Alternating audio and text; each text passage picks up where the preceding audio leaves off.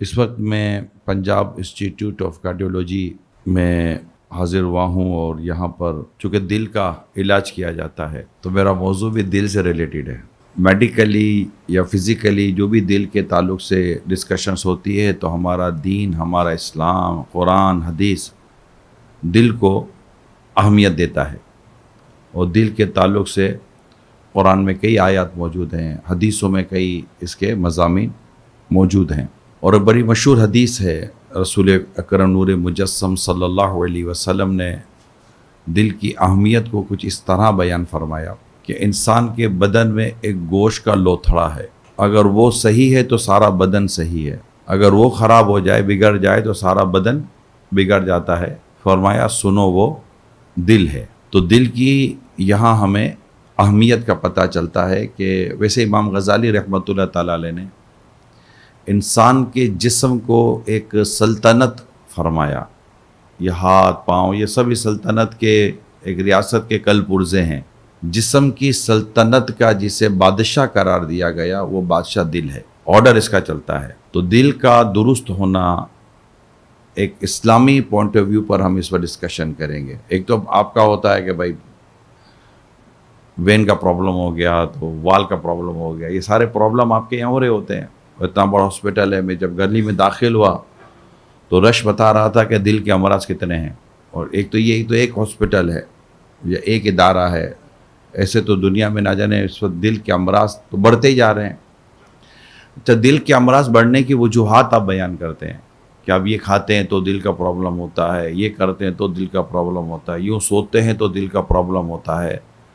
تو جو بھی کارڈیولوجسٹ ہوتے ہیں یا قلب یا دل سے جو ریلیٹڈ جن کا پروفیشن ہے، میڈیکلی پروفیشن ہے، وہ ڈیفینیٹلی لوگوں کو اچھا صرف بیمار کو نہیں بتایا جاتا، آپ بیمار نہ ہو جائیں اس لیے بتایا جاتا ہے کہ آپ احتیاط کریں ورنہ تو پھر آپ کا ہارٹ پرابلم ہو جائے گا، آپ کا ہارٹ اٹیک ہو جائے گا، ہارٹ فیل ہو جائے گا.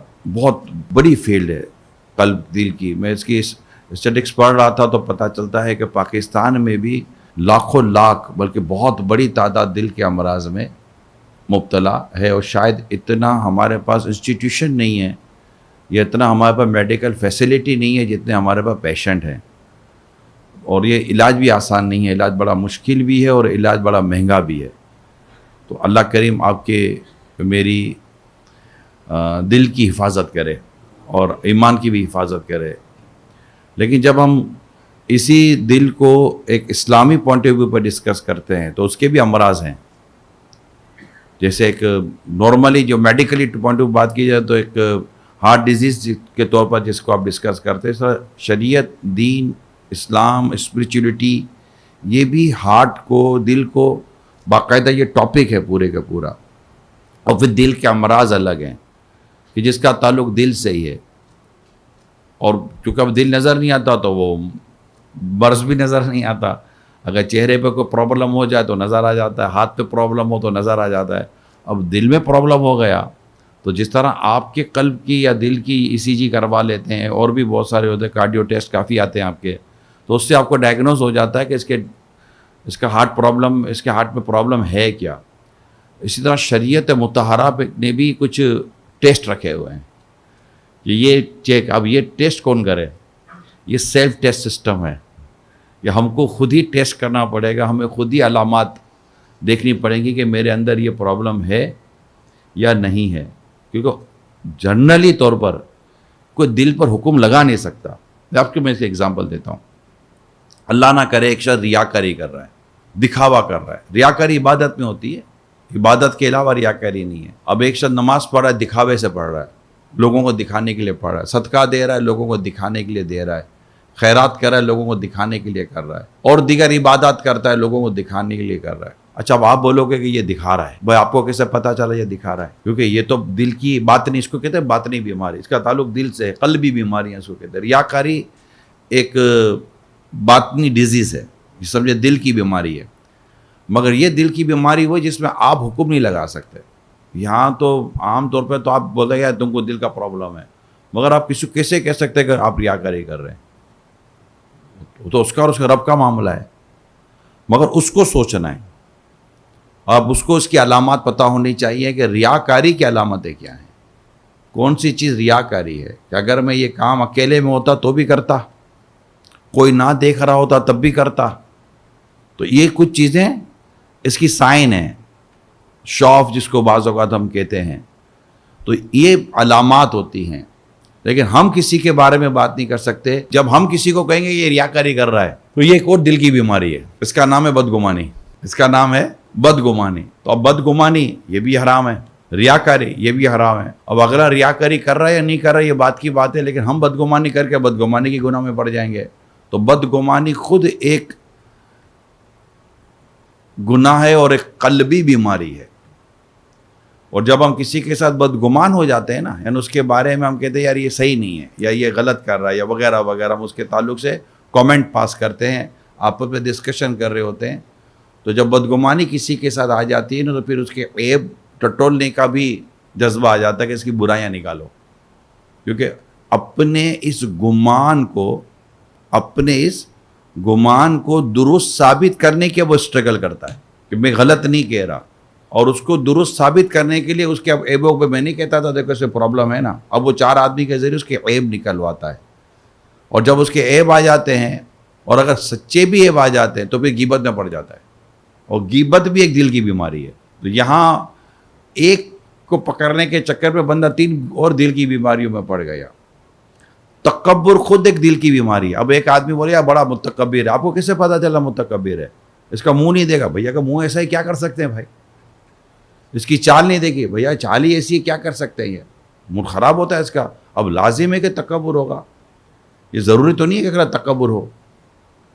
یار اس کو میرے سے چیڑ ہے, یہ جلتا ہے میرے سے, ہم نے اس کے اوپر حسد کا ایلیگیشن لگایا, رائٹ, جیلیسی.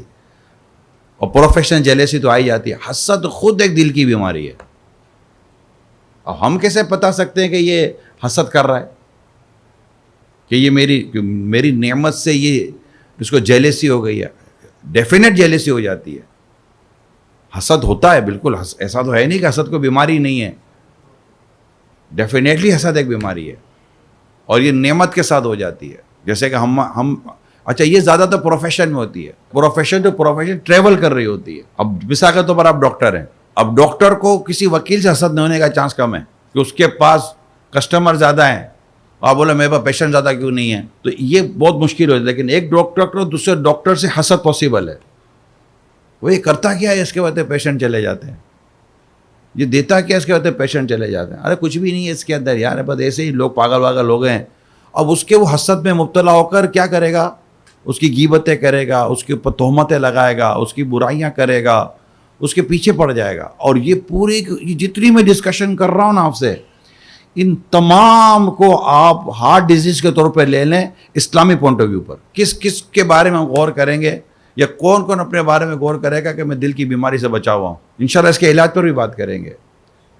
لیکن یہ جیسے میں نے چند چیزیں بیان کی نا, اللہ پاک قرآن کریم کی سورہ حجرات میں ارشاد فرماتا ہے. میں آپ کو ترجمہ کنز العرفان جو آسان ترجمہ قرآن ہے وہ سناتا ہوں. اے ایمان والو, بہت گمان کرنے سے بچو, بے شک کوئی گمان گناہ ہو جاتا ہے. یہاں پر ہمیں اس آیت کے حصے میں اللہ تعالیٰ نے اپنے مومن بندوں کو بہت زیادہ گمان کرنے سے منع فرمایا, کیونکہ بعض گمان ایسے ہیں جو محض گناہ ہیں. لہذا احتیاط کا تقاضا یہ ہے کہ گمان کی کثرت سے بچا جائے. بہت خوبصورت بات ہے. اچھا یہ گمان خود ایک دل کی بیماری ہے. حضرت سفیان ثوری رحمۃ اللہ تعالیٰ علیہ کو میں پڑھ رہا تھا, آپ فرماتے گمان 2 طرح کا ہے. ایک وہ کہ دل میں آئے اور زبان سے بھی کہہ دیا جائے, اگر مسلمان پہ برائی کے ساتھ ہے تو گناہ ہے. دوسرا یہ کہ دل میں آئے اور زبان پر نہ آئے, یہ اگرچہ گناہ نہیں مگر اس سے بھی دل کو خالی کرنا ضروری ہے.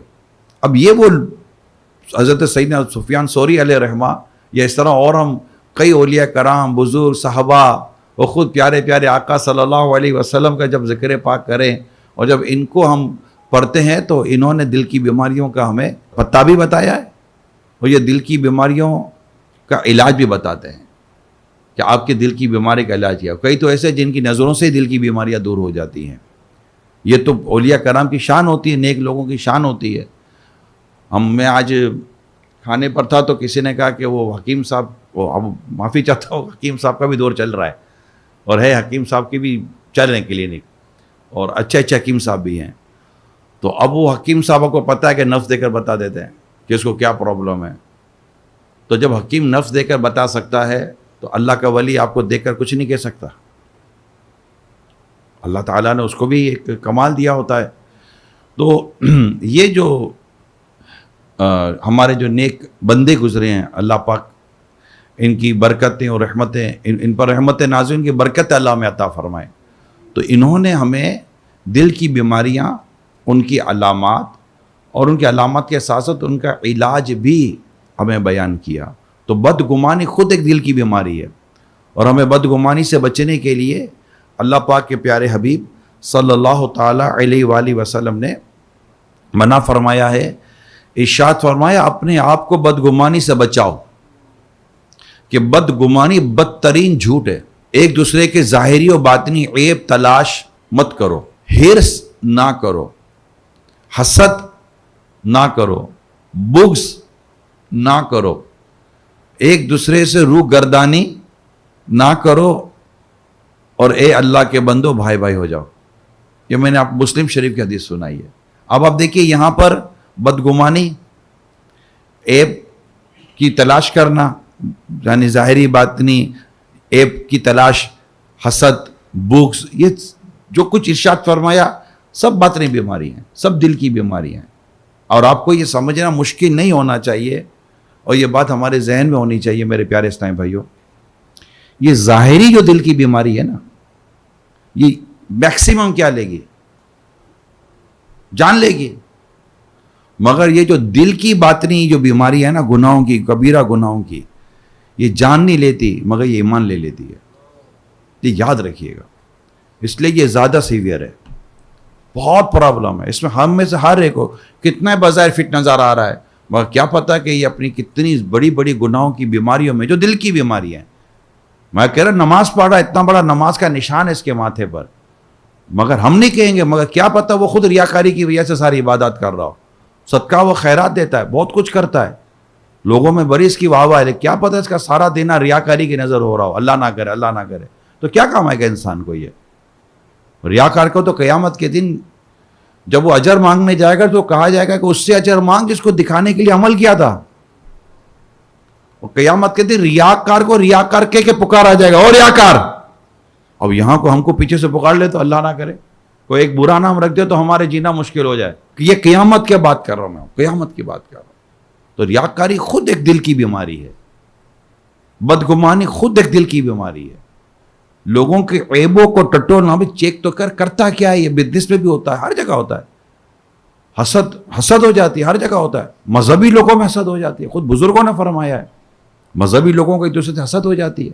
میں نے کہا پروفیشنل جیلیسی زیادہ، پروفیشن ٹو پروفیشن یہ زیادہ اسپیڈی ٹریول کرتے ہیں. یہ پرابلم عام لوگ، عام آدمی کو نہیں ہوتا. اب کوئی بزنس مین ہے اسے مولانا کو حسد نہیں ہوگا، مولانا کو مولانا سے ہو سکتا ہے، امام کو امام سے ہو سکتا ہے، مقرر کو مقرر سے ہو سکتا ہے، نعت خان کو نعت خان سے بھی ہو سکتا ہے، ادھر ڈاکٹر کو ڈاکٹر سے ہو جائے گا. اچھا اس میں بھی تھوڑی سی ویرائٹی ہے، معافی چاہتا ہوں، اس میں بھی تھوڑی سی ویرائٹی ہے. ہارٹ اسپیشلسٹ کو ہارٹ اسپیشلسٹ ہو جائے گا، آرتھوپیڈک کو آرتھوپیڈک. اب آرتھوپیڈک والے کو عموماً ہارٹ اسپیشلسٹ سے نہیں ہوگا. بٹ ٹھیک ہے، وہ دل کا کر رہا ہے، لوگ کے دل زیادہ پرابلم کر رہا ہے. اب یہ تھوڑی بولے یار ہڈیاں زیادہ ٹوٹے تو میرے پاس لوگ زیادہ آئیں گے. لیکن یہ جو حسد ہے نا، یہ اس طرح ٹریول کر رہا ہوتا ہے پروفیشن ٹو پروفیشن، اور وہ بھی کلوز ٹو کلوز ہوتا چلا جاتا ہے یہ.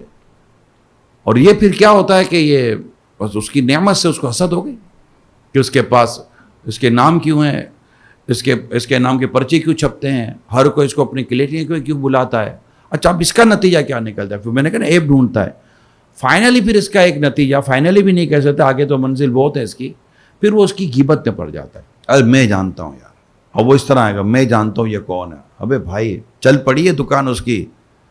اب اس طرح کی گفتگو کر کے وہ اس کے اوپر غیبتیں بھی کرے گا، اور اس پر تہمتیں لگائے گا، اس پر بہتان لگائے گا، اپنے دل میں بغض پیدا کرے گا. میں آپ سے ایک سوال کرتا ہوں، اب میڈیکل سے بھی ہیں اور کارڈیو سے بھی آپ کا بہت گہرا تعلق ہے.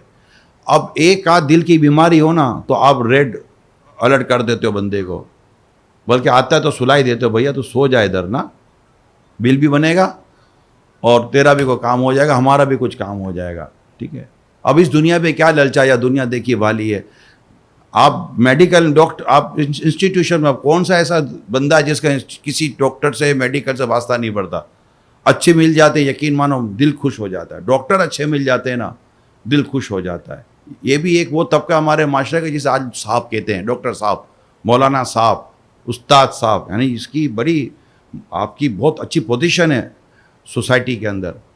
لیکن اچھے ڈاکٹر ہیں, نو ڈاؤٹ اچھے ڈاکٹر ہیں, پینل بنائے ہوئے ہیں, مریضوں کا علاج کرانے میں آپس میں مل کر ڈسکاؤنٹ پالیسی پر عمل کر رہے ہوتے ہیں اور ہمدردی کر رہے ہوتے ہیں, بہت کچھ کر رہے ہوتے ہیں.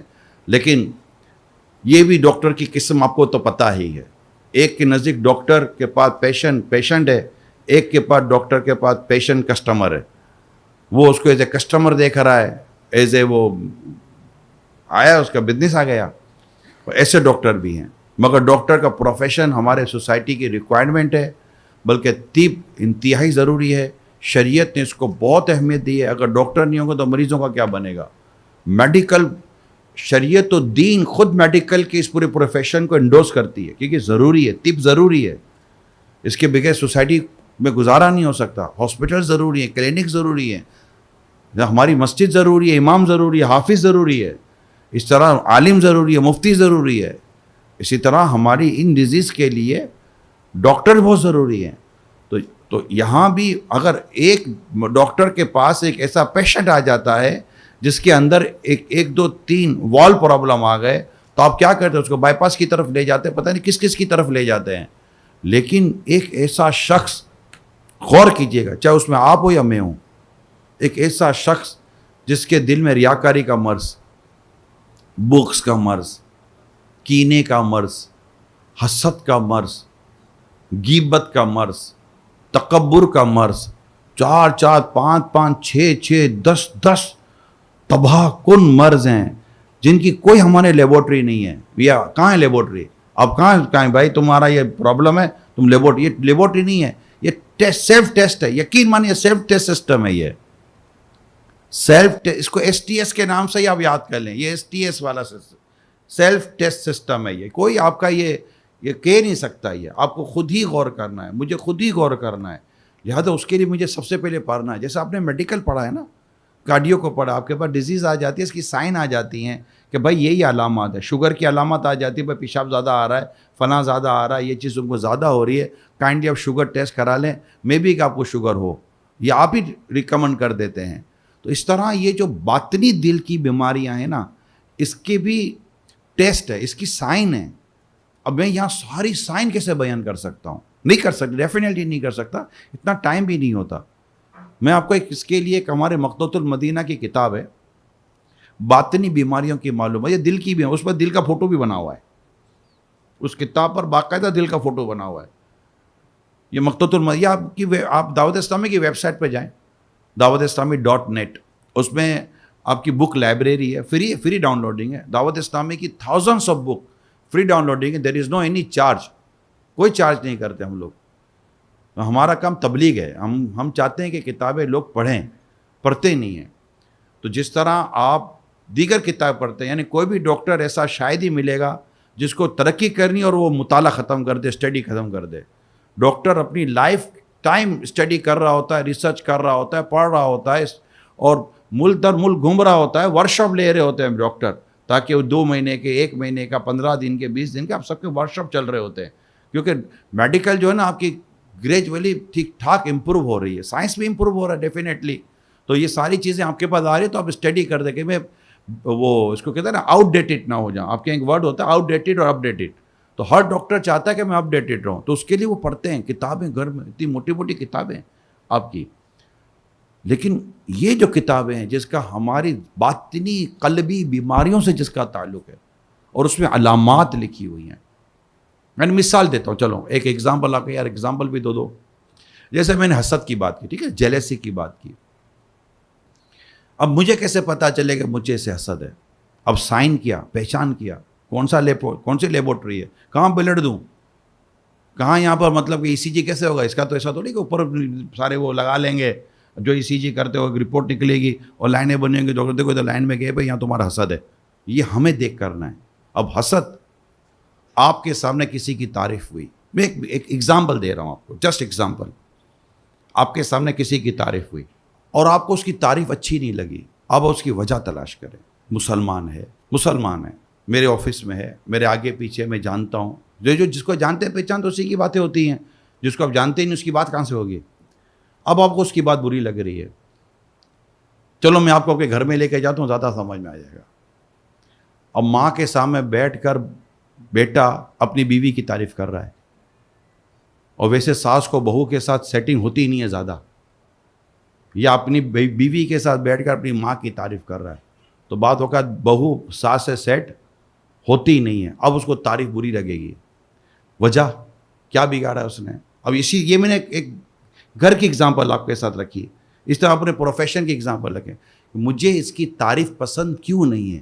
وائی آئی ہیٹ ہم، میں اسے کیوں نفرت کر رہا ہوں؟ نہ مجھ سے مجھے کوئی مارا پیٹا، نہ جائیداد کھائی، نہ کوئی ایسا رابطہ واسطہ رہا، کچھ بھی نہیں رہا، کوئی ایسا بہت زیادہ انٹریکشن بھی نہیں ہے. چلتے پھرتے سلام تو ہو جاتی ہے، کوریڈور میں ملاقات ہو جاتی ہے، کبھی کینٹین میں ملاقات ہو جاتی ہے، کبھی کسی کانفرنس میں ملاقات ہو جاتی ہے.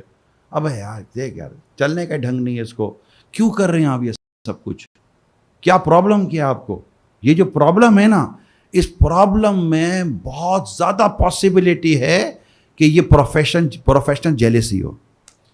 کوئی وجہ نہیں ہے نا، کوئی وجہ نہیں ہے، اس سے کہیں آپ کو کوئی ایسا نقصان نہیں پہنچا جس سے آپ کے دل میں اس کے لیے کوئی نفرت پیدا ہوئی ہو. اگر وہ کوئی وجہ ہے پھر اس کی الگ ہم علامتیں ڈھونڈیں گے.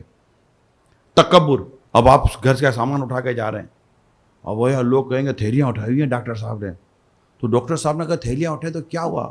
رسول اکرم صلی اللہ تعالیٰ علیہ وسلم اپنے گھر کا سامان لے کر خود اپنے گھر میں عطا فرمایا کرتے تھے.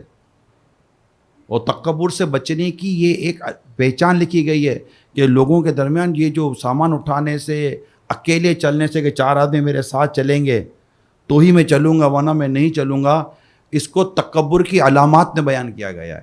یہاں تک امام غزالی نے لکھا ہے کہ آپ کسی کو مشورہ دیں، آپ کسی کو مشورہ دیں اور وہ آپ کا مشورہ نہ مانے، اور نہ ماننے پر آپ کو برا لگے، تو یہ برا لگنا بھی تکبر کی علامت ہے. یہ کچھ علامات ہیں، یہ بھی تکبر کی علامات ہے. تکبر کس کو کہتے ہیں؟ چلو اس کی آپ کو وہ ڈیفینیشن بھی بتا دیتا ہوں. خود کو دوسرے سے بہتر سمجھنا، اس کو تکبر کہتے ہیں، یا دوسرے کو خود سے گھٹیا سمجھنا، اس کو تکبر کہتے ہیں. ابے کل کا بچہ ہے، میرے سامنے تو آیا تھا، اب 2-4 بار ہو گئے آپریشن کامیاب اس کے، تو چل پڑی اس کی دکان یار، ورنہ ہے اب کیا پرابلم کیا آپ کو؟ اگر چل پڑی دکان تو آپ کو پرابلم کیا ہے؟ آپ کی نہیں چلی تو آپ اس میں کیوں دل توڑ رہے ہیں اپنا؟ گھر تو پھر بھی چل ہی رہا ہے، اللہ کا شکر ہے کسی نہ کسی کا. تو یہ جو چیزیں ہماری جو زبان سے نکلتی ہیں نا، پھر ہم پڑ جاتے ہیں غیبت کے اندر. یہاں آ کر اور بڑی خرابی ہماری شروع ہو جاتی ہے کہ ہم پھر غیبتوں میں پڑ جاتے ہیں. اور اللہ فرماتا ہے اور پوشیدہ باتوں کی جستجو نہ کرو. یہاں تو کیمرہ لے کر گھستے ہیں نا بھیا، رپورٹر ہے، لوگوں کے عیب نکال کر لائے گا تو اس کو پیمنٹ ملے گی. ایم آئی رائٹ؟ آپ بھی تو سوسائٹی میں بھی اسی سوسائٹی میں رہتا ہوں. لوگوں کے عیب ڈھونڈ کر نکالنے کی اس کو باقاعدہ اس کی پیمنٹ ہی یہی ہے. اب تو کچھ لایا ہی نہیں، پکڑ کے نکال کے لا، نکال کے اندر سے لے کر آ. کہاں سے جائے بھیا؟ انڈر گراؤنڈ چلا جائے، کدھر چلا جائے؟ اب کسی کی ماں میں جھانکے گا، کسی کی بہن میں جھانکے گا، کسی کی بیوی میں جھانکے گا، کسی کی فیملی میں جھانکے گا، کسی کے کاروبار میں جھانکے گا. کون کہتا ہے آپ کو جھانکنے کا؟ بھائی کس نے کہا؟ وَلَا تَجَسَّسُوا، قرآن کہتا ہے. واضح طور پر قرآن کریم کا یہ ارشاد سورہ حجرات کی میں نے آپ کو آیت کریمہ اس وقت میں آپ کو بیان کر رہا ہوں. اور پوشیدہ باتوں، یہ پوشیدہ باتیں نا، چھپی ہوئی باتیں ہیں، اور پوشیدہ باتوں کی جستجو نہ کرو. اللہ کے پیارے حبیب صلی اللہ تعالی علیہ وآلہ وسلم نے ہمیں ارشاد فرمایا، جس نے کسی مسلمان کے عیب پر پردہ رکھا، اللہ پاک قیامت کے دن اس کے عیوب پر پردہ رکھے گا.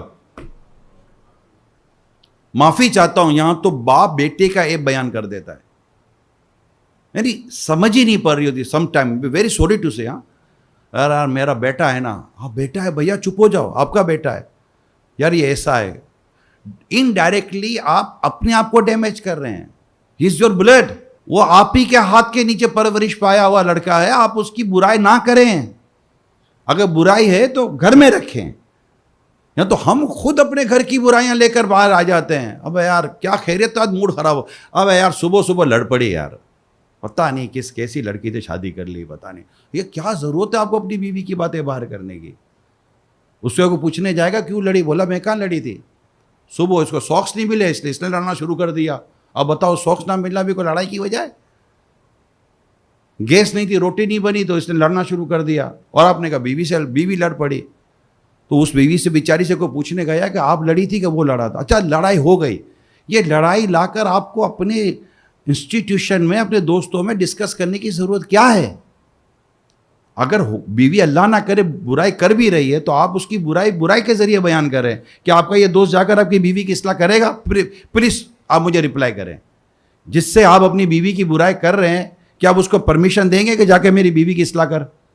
ایمانداری سے بتائیں, نہیں دیں گے. اب وہ بولے میں جاؤں تو میری بیوی سے بات کروں, سمجھا اب پاگل ہو گیا ہے تو میری بیوی سے بات کرے گا. اب اس کو اگر بیوی سے بات کرنے کی اجازت آپ نہیں دے رہے ہو, نہیں دینی چاہیے, تو آپ اپنی بیوی کی بات اس سے کیوں کر رہے ہیں؟ آپ کسی غیر مرد کے آگے اپنی بیوی کا تذکرہ کیوں کر رہے ہیں؟ آپ کسی غیر مرد کے آگے اپنی ماں کا تذکرہ کیوں کر رہے ہیں؟ ارے دیر ہو گئی یار, گھر جاؤں گا, بڑی سینڈل پڑیں گے. کیوں پڑھیں کبھی سینڈل؟ اور سینڈل پڑے تو بھائی کیسے مرد ہو آپ وہ سینڈل پڑ گئے اور بڑے جوتے مارے گے؟ کبھی ماری اس نے جوتے؟ یہ بیوی کی غیبتیں ہیں. اچھا غیبتیں نہیں ہیں, یہ بیوی پر تہمت, تو بیوی پر بہتان باندھ رہے ہیں آپ, اور کسی غیر مرد کے آگے بات کر رہے ہیں. ارے ماں بڑا مارے گی. ماں نے کب مارا تھا؟ ماں مارتی تو کیسے تھے؟ اگر ماں نے کہا بچوں نے واقعی مارا تو تھا جیسے نہ ہوتے ہم, ماں نے مارا ہی تو نہیں تھا.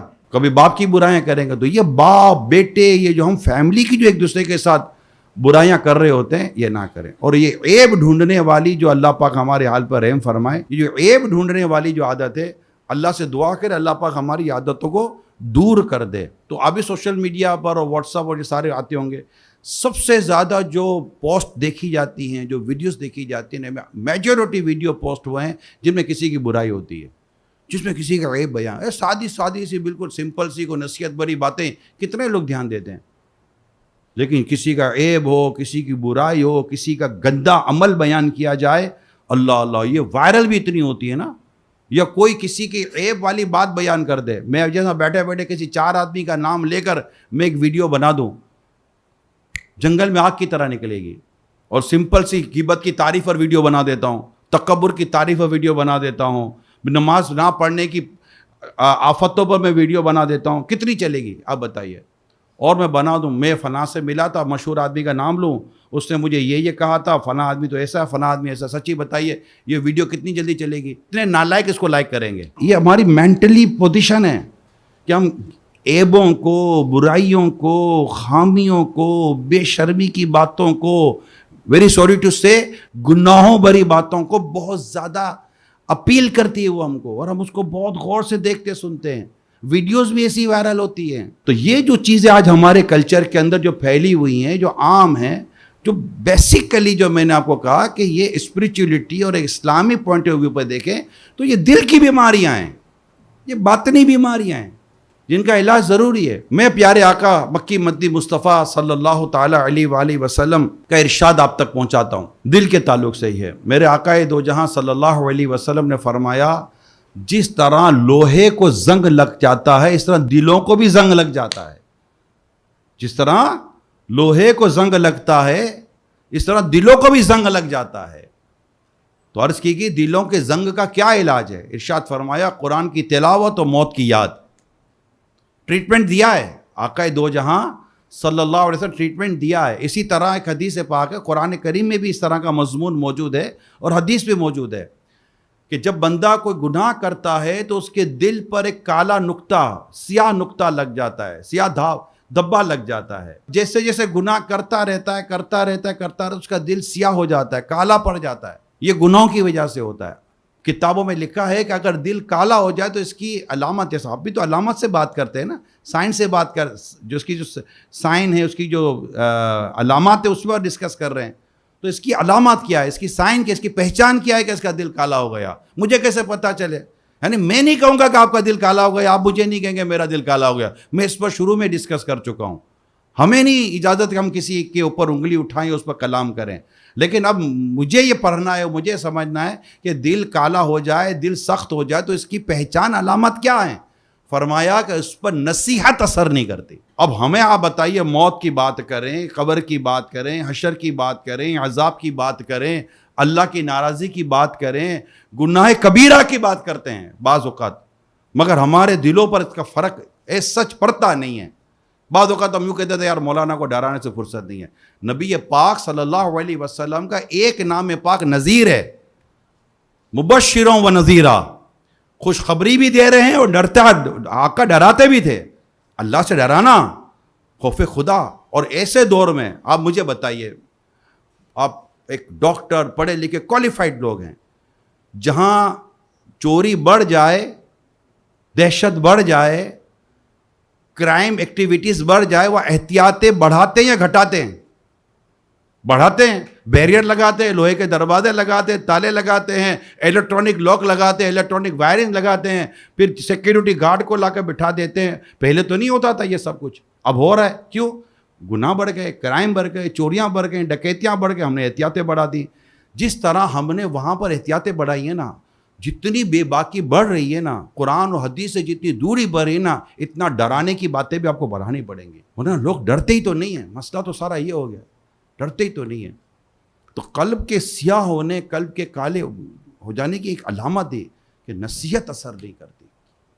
اب اس کا حل، اب قلب سخت ہو گیا، اب اس کا حل کیا؟ حدیث میں کہنا آقا دو جہاں صلی اللہ علیہ وسلم نے ہمیں اس کا علاج عطا فرمایا۔ اگر کسی کو لگتا ہے کہ میرا دل سخت ہے، بلکہ لگتا کیا ہے؟